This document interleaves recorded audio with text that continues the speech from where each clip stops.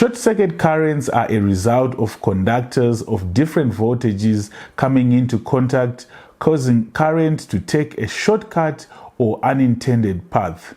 This results in excessive currents to flow, which can result in overheating, damage to cables and components, or even fires.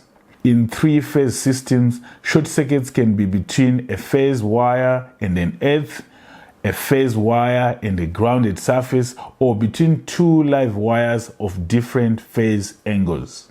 In a balanced three-phase system, the magnitude of each voltage, which is known as the RMS voltage of each phase, is the same.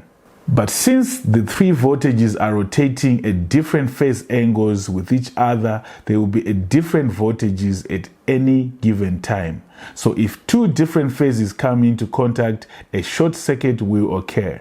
Now let's illustrate this point by way of an example. Let's imagine that in a three-phase system, which is three-phase 400 volts, a phase wire comes into contact with an earth wire. At the point of contact, the resistance is 0.05 ohms.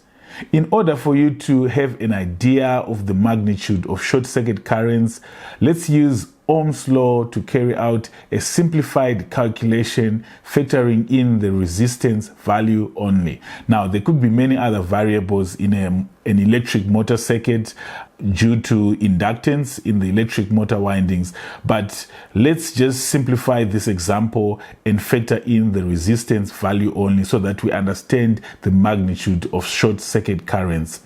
Now, according to Ohm's law, voltage is equals to current times resistance. So in a three-phase system, line voltage is 400 volts in this instance.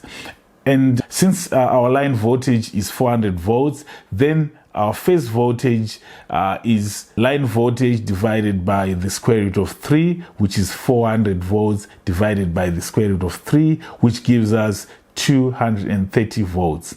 So to calculate the short circuit currents, we divide voltage by resistance. So short circuit current is voltage divided by resistance, which is 230 divided by 0.05, which gives us 4,600 amps. Now imagine 4,600 amps flowing through a small electric motor like this one that is designed to only take a maximum of 1.83 amps in normal operation. That sounds extreme, right? But that is what happens during short circuit conditions. So due to the magnitude of short circuit currents, we want these fault currents to be extinguished immediately. So we rely on the circuit breaker to do just that. And the type of protection that we get from a circuit breaker is called magnetic protection, because those large fault currents activate the magnetic component of the circuit breaker, which ultimately extinguishes our short circuit current. Now let's discuss how a circuit breaker stops short circuit currents. Inside a circuit breaker is an electromagnet that activates when there is a sudden surge of current. The strong magnetic force pulls open the switch, stopping the flow of current and avoiding damage to cables and electrical equipment. The operation of a circuit breaker with regards to short circuit faults is instant. When selecting circuit breakers for motor protection, we select a type that protects our circuit against short circuits, whilst also withstanding the large startup currents without nuisance tripping. These are typically D-curve circuit breakers or C-curve circuit breakers for small motors.